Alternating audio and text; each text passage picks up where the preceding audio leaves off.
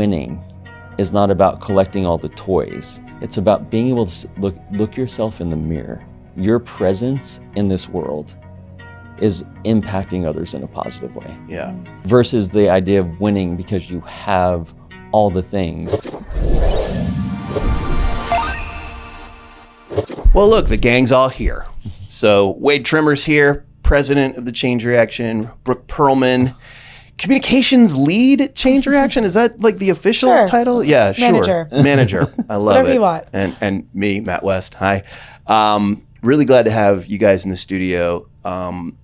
Wade, I really enjoyed our conversation from a few weeks ago where we just kind of chopped it up. And I liked it so much that I wanted us to do that again. But I wanted to bring you in too, Brooke, because I find that every time you and I talk, there's always such a cool and unique perspective that you have. And I don't know if you can tell, there's a little bit of an age gap between us. So it's great. What's age? Yeah. Exactly. It's a number. And apparently we get names. So I think you and I are Gen X, which according to my partner's children, that's old people. And you are officially, I think you're Gen Z, like proper. I guess so, yeah. You're an elder Gen Z. Yeah. Oh, That sounds really nice. fancy. But now, see, right, it's much more qualified. So I feel like there's some good wisdom Yeah. here. So I just kind of wanted to chop it up today and talk about some things that they've been on my mind. They've been in the news cycle and whatnot. And so I'm really glad to bring you guys in. And I wanted to start by talking about something that was news last week, kind of mind-blowing when you think about it. Elon Musk, everybody's favorite eccentric billionaire, just had a pay package approved by the board at Tesla for $1 trillion. I don't even know what that means. So, and like, look, I'm going we to tell don't, you. Yeah. we don't need to get into the details of it. I mean, look, he has to raise a certain amount of value for that company over a pretty long period of time before he actually sees that kind of money. But the idea that this board of directors felt that was an appropriate amount of money for one individual to have, when he already has, or he's worth something in the 350 Half a trillion. half a trillion. Right. Okay. Just a paltry half trillion. Yeah, sure. Oh, well, now it sounds like less. Right. Because it's a half Yeah, a yeah. trillion Yeah, dollars, yeah. which is, again, like, you had some good context of like, what is $1 trillion?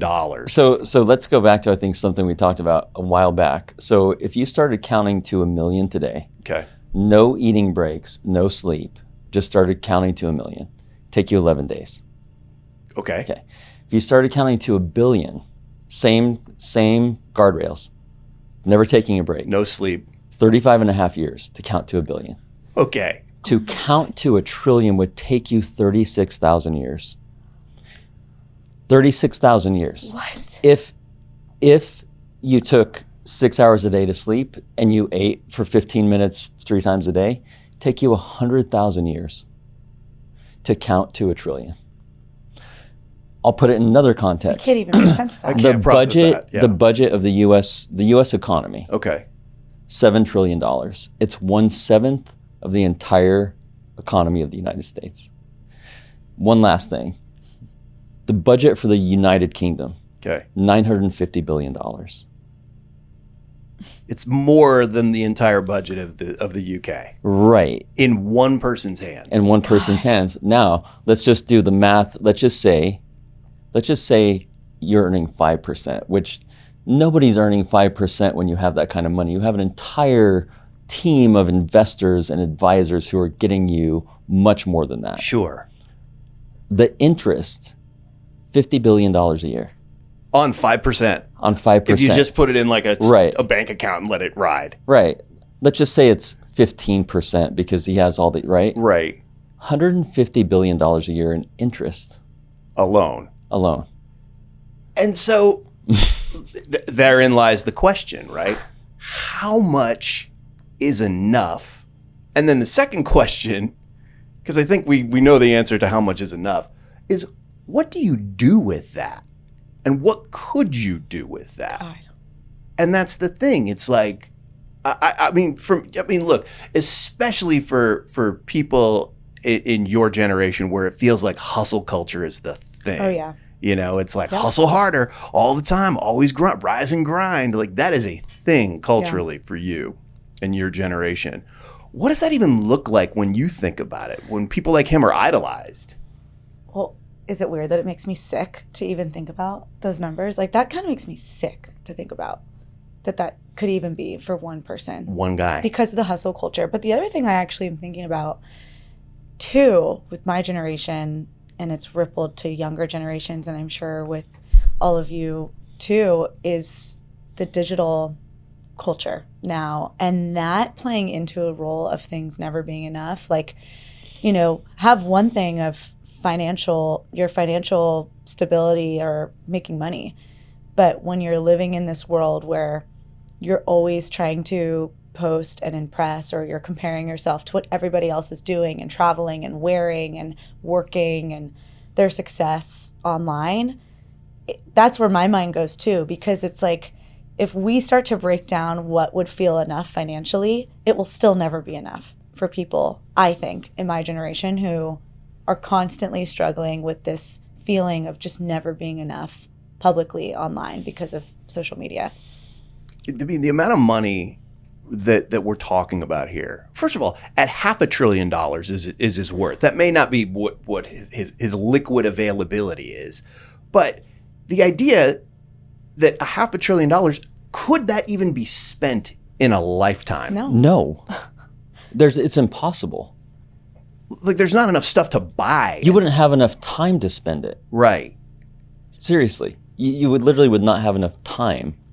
So again, like one individual acquiring that much wealth and then looking outward and seeing, okay, let's assume I could buy everything. Yeah. Let's assume I could own everything ever. And then seeing all the rest of the problems that exist in the world, right? We've got massive food insecurity. We've talked about that before. We've got income inequality. We've got a major healthcare crisis, at least in the United States. Certainly globally in some underdeveloped countries, there's problems with basic infrastructure like water, power, communication. One man could solve all of that. And the thing that strikes me is that he seems to me, and I've never met the person, so it's only what I consume, right? He seems to me like an incredibly miserable individual. Yeah. Money can't buy you happiness. Yeah. It just can't. And it can't buy love. It can't fundamentally change your heart. And I think that what we're seeing is a world in which the game is, I win when I have the most. Yeah. And I'd love to see a world where it's not about winning, but it's, I'm most fulfilled when I'm giving the most. Right. And I think that's what Brooke was speaking to earlier, is like, when is enough enough? Are we after winning? Or are we after fulfillment? Right. And fulfillment is a soul thing. Mm-hmm. You can't find it anywhere except within yourself. Right. You can search far and wide for it. And it's insatiable. Or financially, if you're buying homes and planes and buildings and putting your name out there, it just won't feel the same. And nobody can do that except for you. Mm-hmm. Yeah. It's an inside job. It's interesting to see, I think Mackenzie Bezos, we talk about her a lot, right? Mackenzie Scott now.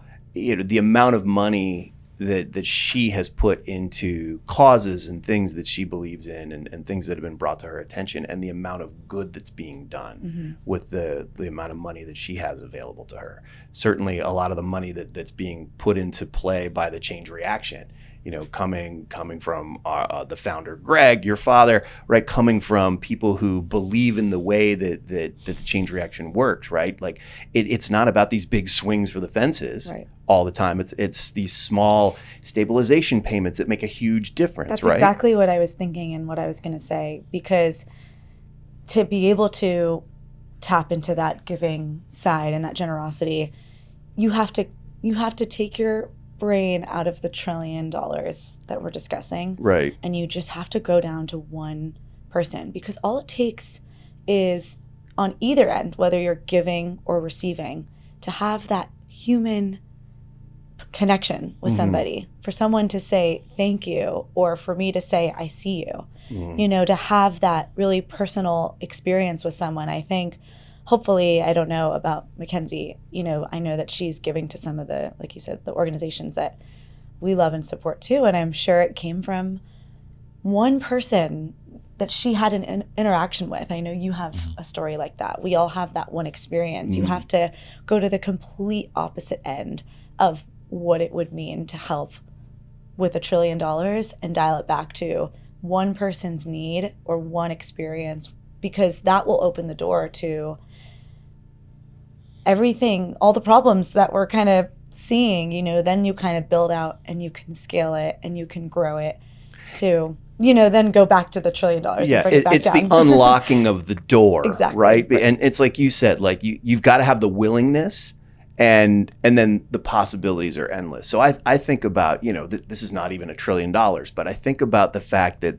the United States government just gave $40 billion of our tax dollars to Argentina. I don't know why. Those are our dollars from our people, from our country. Gave it to Argentina. I've heard statistically that you could potentially solve the homelessness crisis in the United States for $20 billion. That's a rough estimate, that you could find housing and supportive services for the totality of people who are unhoused in the United States for $20 billion. So it's not a question of, is the money there? We apparently had enough money to send it offshore. It's the willingness. It's the desire to help. Right. That's what's missing. Yeah. So what you see, and we see it very clearly now, is that the people who are suffering often due to the politics. Yeah. Right? Because if you really want to solve something, you really have the will and you have the power. Why wouldn't you? Right. How could you just look? Right. Most people, when they see something happening around them, most people have a general sense of compassion. They want to get in and solve the problem, make something right. But you have to have the will.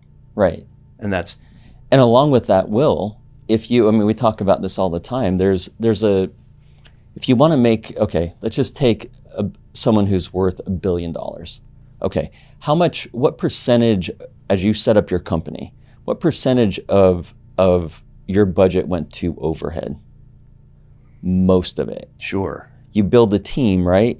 You build an incredible team to make you successful and to make the company successful. When it comes to giving, a lot of people shy away and they're like, well, I'll kind of dabble, but I don't really want to pay for a team and really take a stand and make an investment like I would approach a business. But if we start approaching it that way, as you need this is the change reaction. We have an incredible group of people who are on the ground every day. Right. An investment in a team of people who are highly qualified, who have huge hearts to make an impact. Versus, I don't want to spend a lot, so I'll just give a couple big checks, not really make a big difference. And to Brooke's point, where's the human connection? Right.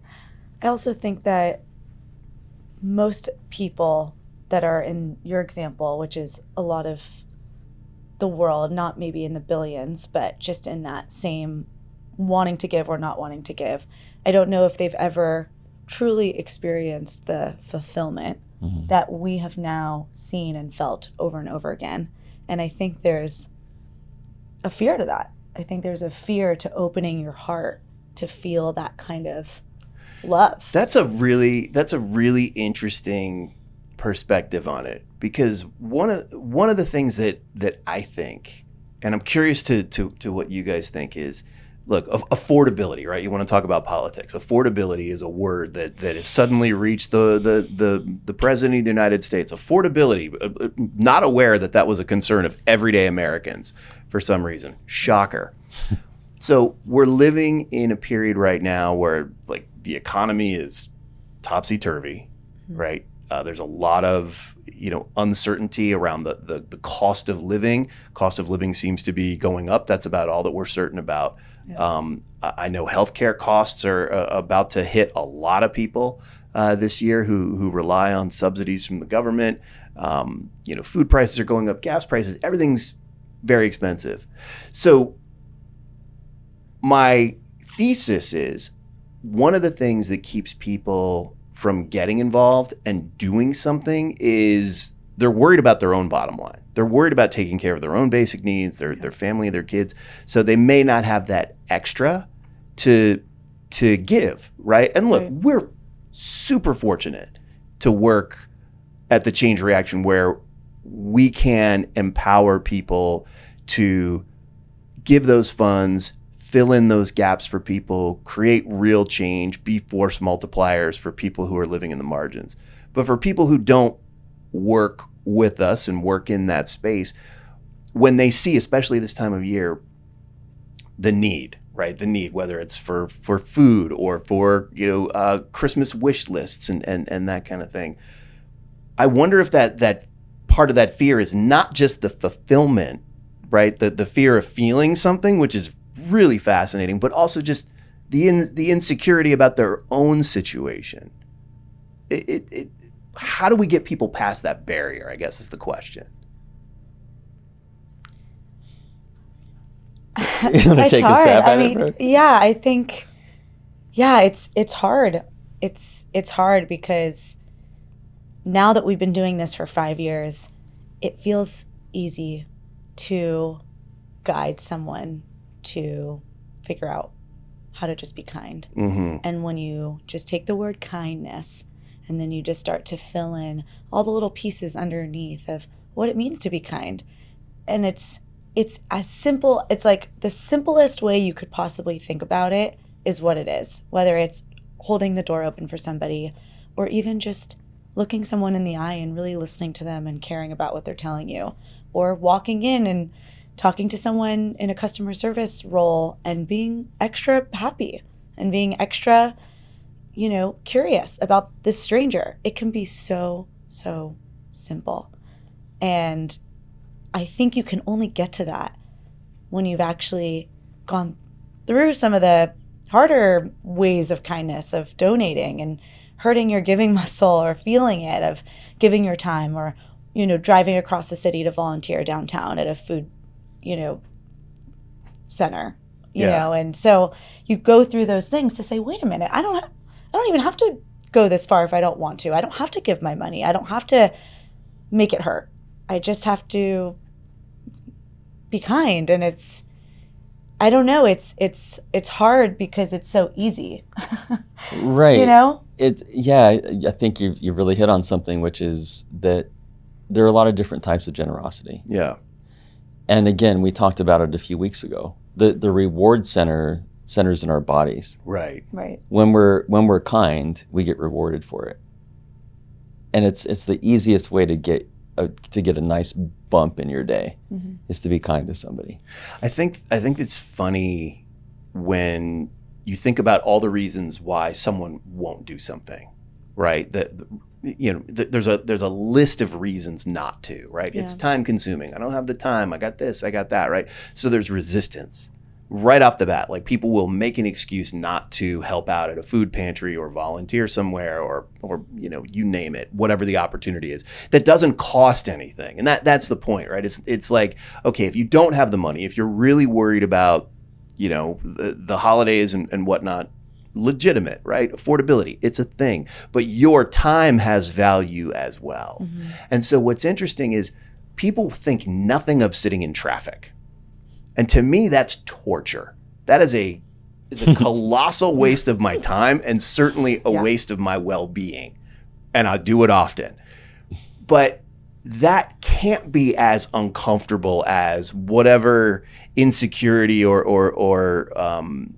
shyness you might have about walking into a space with a room full of volunteers and lending a hand to do something kind. Mm-hmm. And so I wonder, if it's just a matter of like you said, giving people small glimpses of what it can look like so that they can receive that fulfillment, right. That little boost, and then it kind of perpetuates itself. Yeah, and we live in a world where we're fed bad news all day long. All day. All we do is create this cycle of fear and anxiety when you just turn your TV on, Yeah. or when you start scrolling on Instagram. Yeah. You just see what's going on around in the world, and I think it's familiar, Yeah. unfortunately. And it can feel hopeless too. Yeah. Right. And look at it's so interesting. I was talking to a friend of ours, Natalie, the other day, and I was going through Instagram and seeing all these news posts. And I'm like, every time I see one, I go like onto Google, I type it in and see if it's true. Every single news post I saw was false. God.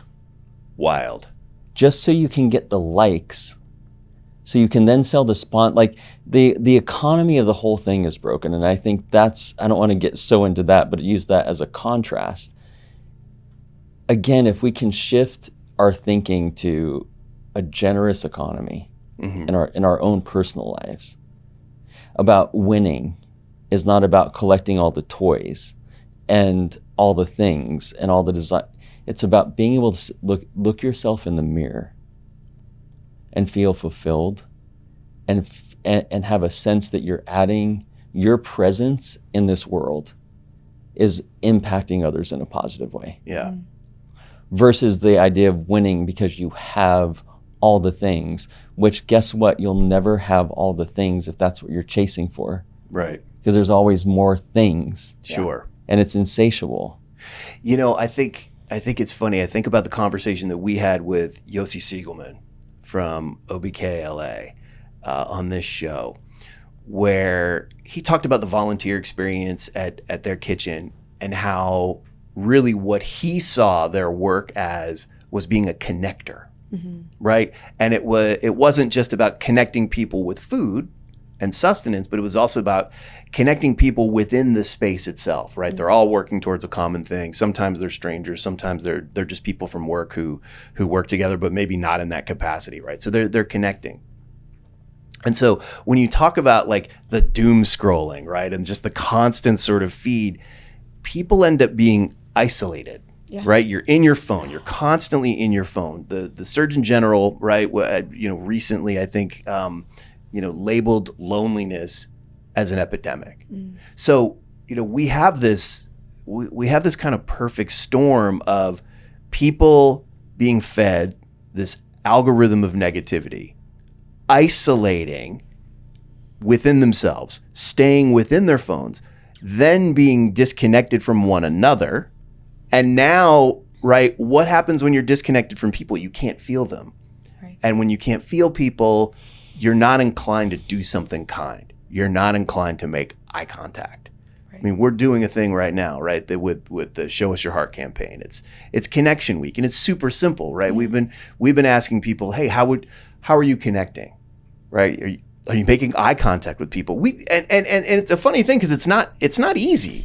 Surprisingly, yeah. It's surprisingly not easy, and to look somebody in the eye and start a conversation with them, or do something more than just send somebody a text, right? And I'm just curious as to how does that sort of land with you? The fact that in order to feel more connected to people, or I should say, in order to feel more compassion for people, you actually have to be connected to people in some way. And I just feel like we're getting kind of pulled apart in a way. Yeah, and it's devastating because hearing you talk about it feels like, what I was saying about this kindness piece of how simple it can be. When you're that far into this isolation and loneliness, it's hard to really think of what the answer could be for somebody to pull themselves out of that when they're that far in it. I mean, hey, I'm a victim myself of scrolling and feeling like,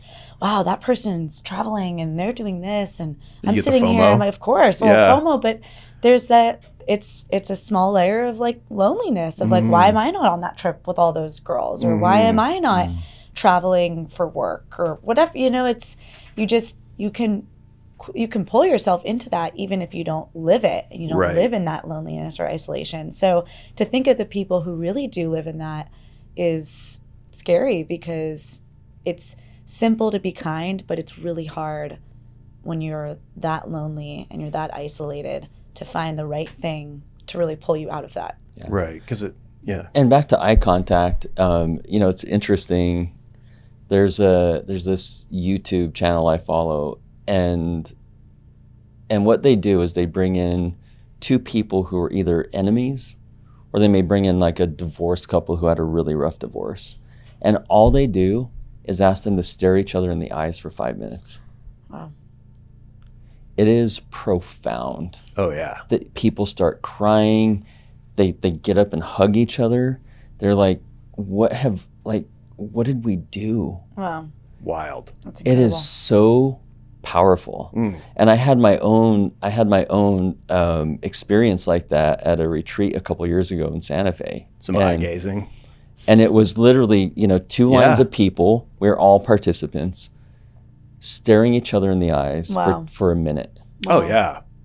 which feels like a long time when you're staring someone in the eye or where you're being stared at. There was not a dry eye in the place. Wow. That's an extreme level Yeah. of connectedness where most people are happy to sit in their phones, Yeah. Yeah. Which feels like connection. And we're told it's connection. Sure, right? yeah. It was supposed to connect us all, right? Right. Yeah. And then you feel good based on how many likes you have and heart. It's just like, Yeah. there's a whole economy Yeah. Yeah. of, oh, I'm connected, but you're really not. Right. See if you really post something honest about and something vulnerable and see how many people actually like it. Right. Yeah. It's Yeah. true. But I believe, with even just the three of us who really understand this concept, I think with this loneliness and this isolation element, it's two ways, because from what you were saying earlier, even with just giving, you have to, it's a soul work, which is hard to do. Yeah. And so that's one end of it. But when there's a few of us, I know a handful of people Right. who can walk around and start off that I see you Right. to people. Mm-hmm. That's where the change can come versus hoping and praying that somebody will be able to pull themselves out of that loneliness that they might be experiencing. Yeah. I think it's easy for us to sit here and say, well, you can make a lot of excuses, Yeah. but for some people that's really crippling. You're right. You're absolutely right. Like they don't know where. So look, we have a great opportunity in this, like just by having the conversation, and I'm happy to have this conversation as many times as is necessary for Yeah. people to flip the switch and make that one uncomfortable move as hard as it can be. Yeah. Just because the ripple effect from that, both externally and internally, is massive. Like it pays dividends. Like Yeah. I know it. I've experienced it myself. We've all sat and experienced it, but it's hard and it's getting harder. Yeah. We don't even want to talk about the AI aspect of it, where people are now having relationships and gosh. deep conversations with a machine and thinking that that's some degree of connectivity. And it's delving into relationships, it's delving into spirituality. And I think it's, there's 100 other ways. Like if you want to have a relationship with somebody, there's millions and millions of people here in Los Angeles alone Right. you can create relationship with. Right. If you want to have a conversation about spirituality, there's how many churches and synagogues and mosques here? Like, Yeah. Not every answer is in the laptop, even though we're streaming this podcast in your laptop or on your phone. Exactly. So we get it, guys. We get it. But along with that, also, Matt, along with that, I think it's really important that people who are oriented toward connection Yeah. make themselves accessible to the connection. Yeah. You know what I mean? Because if you could be standing in line at a coffee shop, and if you're looking at your phone, you're not accessible. Right. So put it down Yeah. so that people can actually access you. Yeah. And there is nothing more that refreshing and just motivating than being in line and just talking to somebody like a stranger and saying, I love those shoes. Where did you get them? Or talking to the person at Starbucks, how are you? How's your day going? Like, for me, just asking those questions or complimenting someone, I walk out of that being like, this is gonna be the best day ever. Oh, And yeah. I feel so freaking good doing that. Yeah. I often Right? use my Yes. dog. Yes. Yeah. I'll use the dog as dogs are an great. icebreaker, right? No, Because it's she's great. fantastic, right? Yeah. And I don't know if I've shared it on the podcast, but that dog has changed the way that I interact with the world, because the way that she interacts with the world is she just walks around with this big dumb smile all the time, like she's so happy to be wherever she is at any time, and people see her and they smile. They look at her, they smile, then they smile at me, and I'm like, well, I could lead like that. Right. Right. So I tend to now want to look for that eye contact and look for that smile. And by the way, like it's off-putting when you're walking and you see somebody, right? And I walk a lot in my community. And you see somebody and you make eye contact with them and they look away. Yeah. And you're like, oh, that felt like a little bit of a sting there. But I love taking her out because she's an icebreaker, right? People want to stop. They want to talk to her. Then you get to talk to them about whatever's going on. Take her to the coffee shop and you get into it. Like dogs are fantastic for that. Yeah. Like I feel so blessed to have that opportunity. Yeah. But you can't take the dog everywhere, but you can make the nice comment to somebody or notice somebody. And again, be accessible. Yeah. You know, on the elevator, like we do it all the time. We're going into the office and there are other people on the elevator and I just try to connect with, like, put my phone down. Hey, how's your day going? It's just an easy little connection point. But I think, you know, as people are listening to this, I want to ask everyone a favor. And that's just, if you're listening to this, do one kind thing today. Yeah. One generous thing with your words, with your actions, however you can, with your accessibility. Be present where you're at, especially at home. Yeah. Right? With your kids, if you have them, or your partner, or with yourself. But just do one kind thing. Yeah. See how that feels. It can take 10 seconds. Even if it's uncomfortable. Even if it's uncomfortable. Yeah. Right? For 10 seconds. Yeah, it's fine. We can all do that. Yeah. Absolutely. And that's what we're talking about when we talk about the Show Us Your Heart campaign is we're just asking people to do one kind thing a day. And guess what? It's addictive. Yeah. It's medicine. Yeah. It is. Kindness is medicine. Yeah, for sure. I feel better already. I do too. I was just gonna say. Thanks for making yourselves accessible for this conversation. This was great, guys. Let's keep doing this. Like I think like I said, I'm happy to have this conversation as many times as is necessary for people to hear it. Yeah. There's always a reason to bring it back to kindness. So thank you guys for sitting. Thanks for the today. conversation. Yeah, good one. Thank you. Good one. Good being here. If you want to learn more about all the goings on at the Change Reaction, the best way to do that is to subscribe to our YouTube channel or find us on Instagram at _Change Reaction. We've got more stories and conversations on kindness, connection, and community there for you, and we'd love to connect with you. Thanks again to Brooke and Wade for joining me today. The show was produced by Roman D'Angelo and edited by Peter Bean. I'm Matt West. Thanks for watching.